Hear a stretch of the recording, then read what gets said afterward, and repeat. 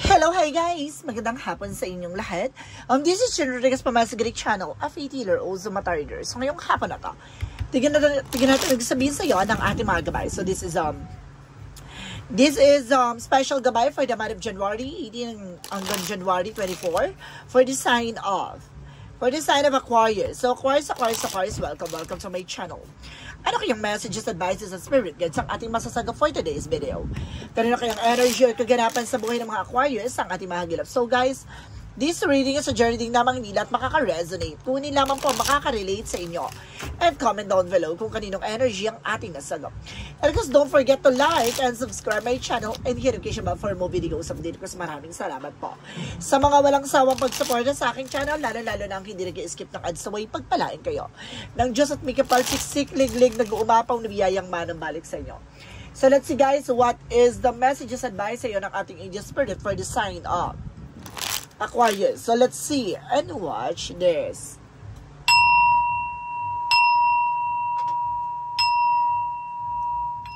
Ano kaya kaganapan sa buhay ng mga Aquarius ang ating mga hagilap? So guys, ito na tunghayan at bubulabogin natin yan. Angel Spirit, let's give man information po. Ano kayong gusto sabihin sa'yo ng ating mga baraha?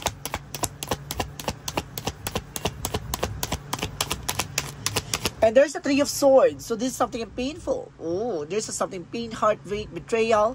Na maraming mga bagay dito na nagbigay pa sakit at nagbigay sa'yo ng something sakit. No? There's something depressions. And unhappy. Now, there's something that's our moment for a major changes. Malaking pagbabago na magaganap sa buhay mo. There's some of you guys, there's something chaos. Na may mga bagay na masisira sa'yo, na eksena.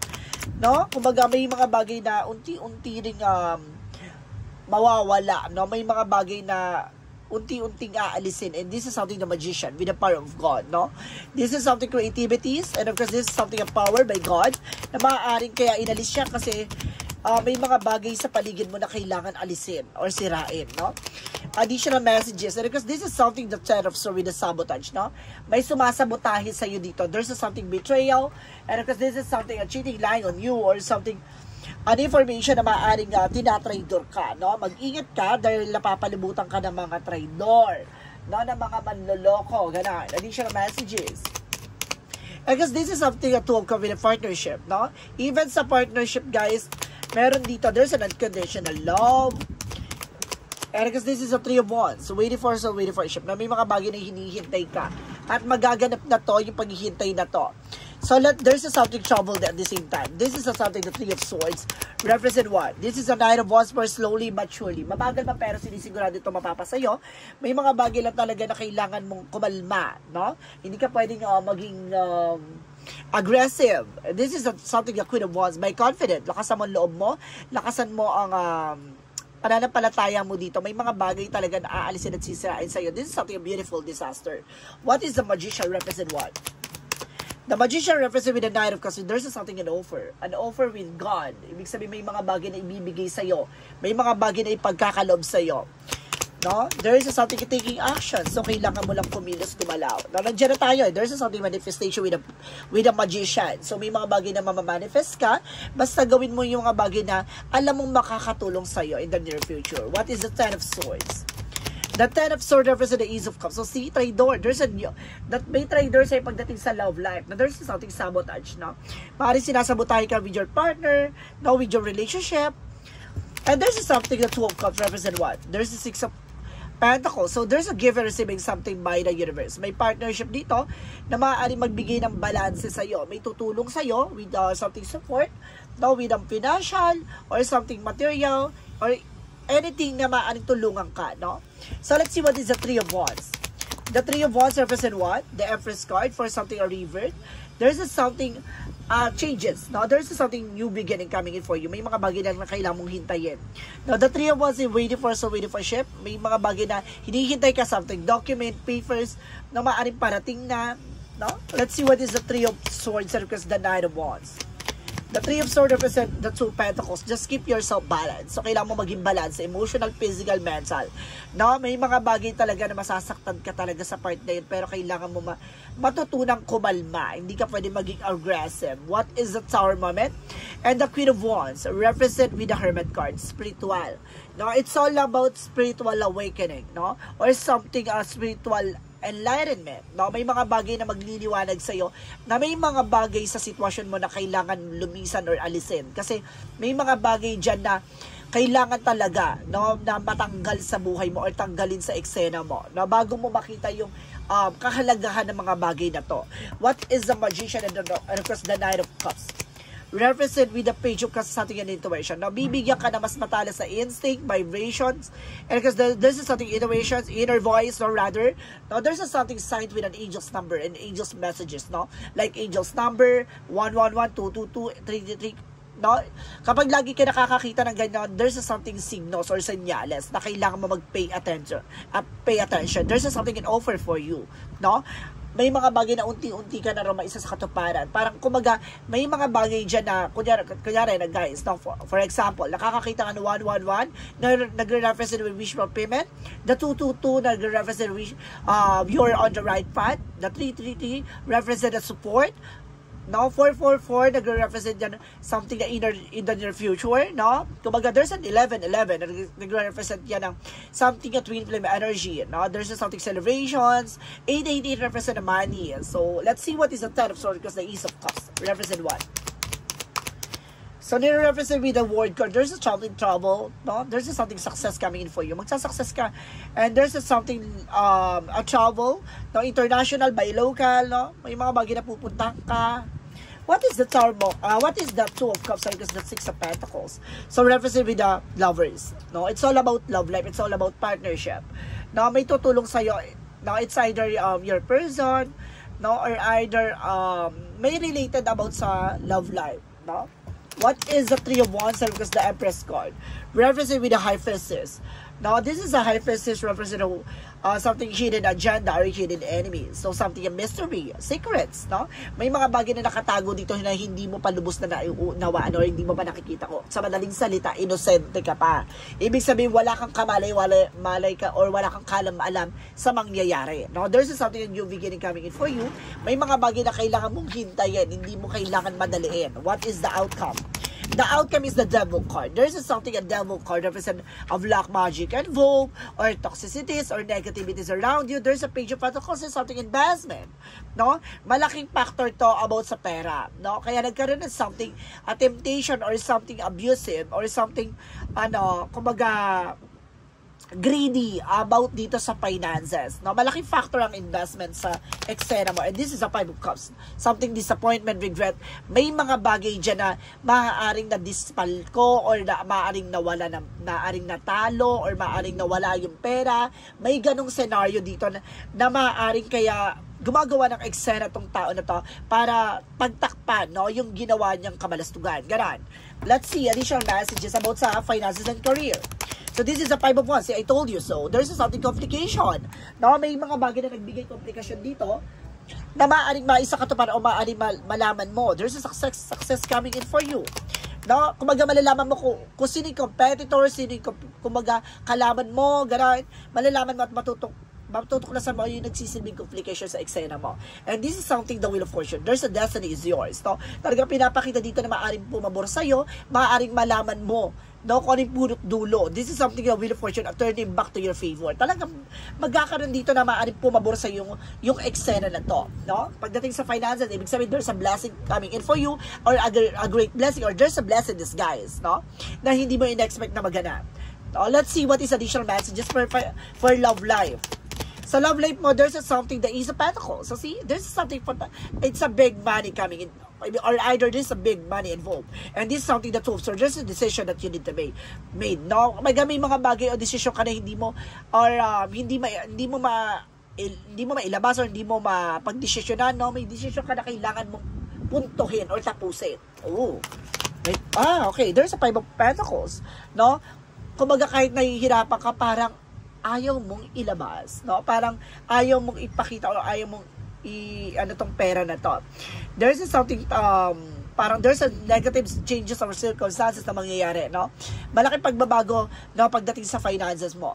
Kaya siguro may aalisin sa eksena mo. It's about money, no? Kumbaga, it's all about money sa reading mo, no? Kumbaga, may mga bagay na aalisin sa'yo dito.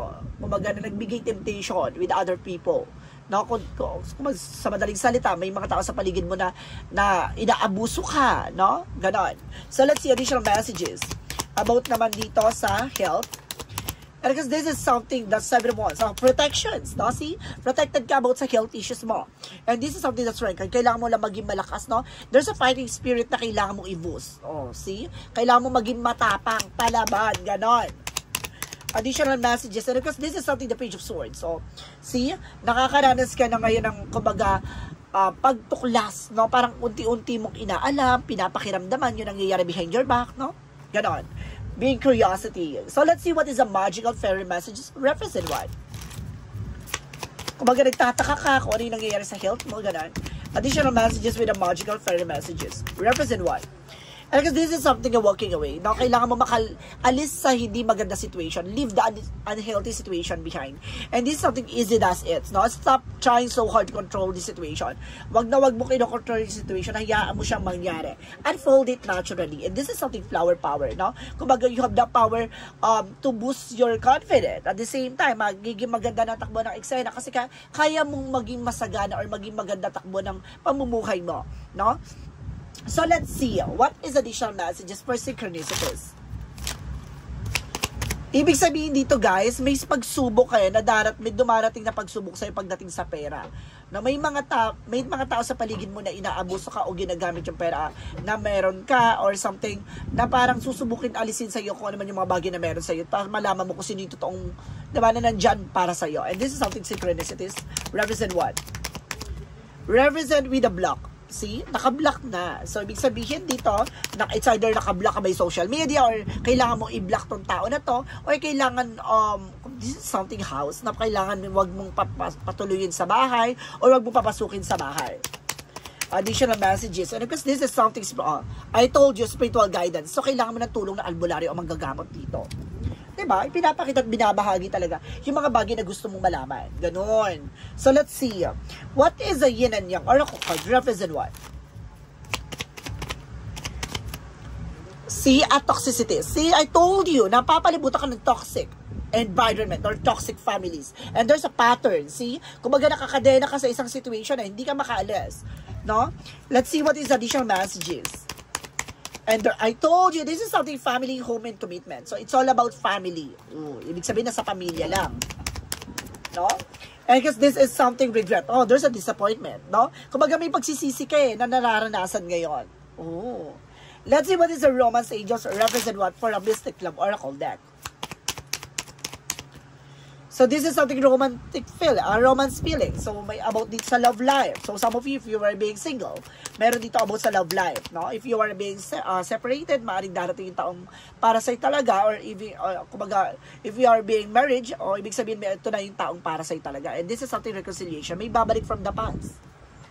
Oh, may babalik from the past. So, some of you guys, so cross-watcher out there, baka ikaw to o yung person mo. So, let's see what is our Archangel Michael messages.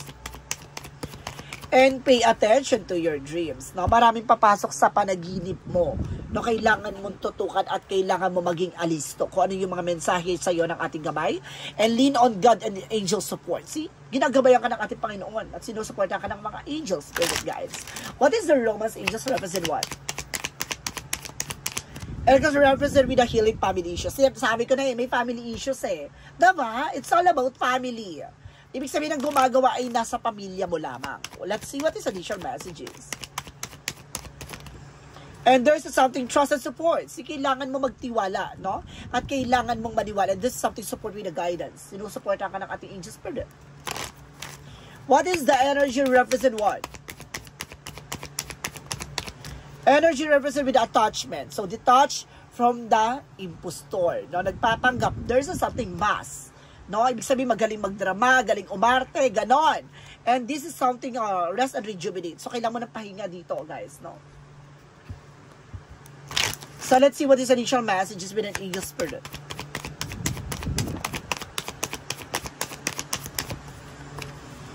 And this is something humor, no? Kailangan tingnan mo yung both side of situation, no? Tingnan mo yung lighter side. Huwag ka tumingin with the negative sides. kailangan tumingin ka sa vida positive para mas lalo kang maka-attract ng positive dito, magkaroon positive outcome.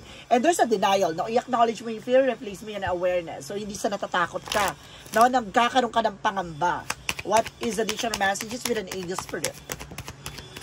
And there is something, the creates severing with something and conflict. Now, may something na nagbibigay complication dito. And there's a cosmic heart with a devotion. Kailangan mo magdasal, no? There's something devotion here, and of course, a life, a moving prayer. So, let's see what is the Moonsology. Represent what? Makakulang ka na sa dasal, no? Or maaaring nagtatalo yung paniniwala at pananampalataya mo. Oh.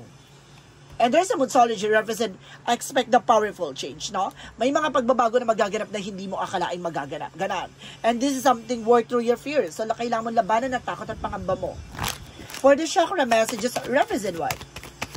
Represent for destiny is yours. Talaga nakatadhana na. No? Nasa kapalaran na ang dapat ay maganap na. And there's a something, a vanity. There's a something abusive or something luho, bisyo, or something dito na parang nagbibigay na negative aura. And this is something growth. No? May ugat talaga ng eksena. No? There's a growth and expansion. No? It's either about sa finances, or may ugat ng pinanggagalingan lahat ng ito. No? What is additional messages with an angel spirit? And there's a Donzelia with an empowerment and perseverance. Kailangan mo magtiyaga. Kailangan mo maniwala, no? And then this is something self-inventory, no? Mag-invest ka sa sarili mo, no? Alagaan mo yung sarili mo. And there is something guardian, no? There's a teacher. Kailangan mong, kumbaga, makinig, no? Sa tumutulong sa'yo or nagtuturo sa'yo. There's something lessons ka malalaman dyan or matututunan. I told you, there's something detoxification, no? There's a lot of toxin sa katawan mo na kailangan mo pakawalan o alisin, no? Yun yung kumaga lumalason sa katawan mo, ang toxin. Let's see what is an angel's answer, represent what? And there's a remain positive. Manatiling positibo, ha? Iwasan mo mag-isip ng negative dito. And this is something in the near future, no? Malapit na. And there's a no need to worry. Excuse me. Hindi mo kailangan mangamba. What is the Jesus loving quote said? Forgive and shall be forgiven, no? Kailangan mo magpatawad, no? Para ipagkaloob sa yung mga bagay na dapat ay ipagkaloob sa ng ating Panginoon. Diba? May mga kasalanan na nagawa sa nakaraan na kailangan ng matapos at kailangan ng, diba? Ipagpatawad. So, let's see what is an angel's number. Represent what? Oh my God, there's a 2002 with a void. Stop. Na may mga bagay na kailangan kaiwasan, tigilan. You have a more control over your life than you realize. Learn and execute what interests you. Turn things around, it get better with the time. There are plenty of friends to make so chill, having fun and open up. Go outside. So, kailangan mo ng unwind. Nasa madaling salita, umiwas ka sa mga negativity sa paligid mo. What is the messages of life? Represent what?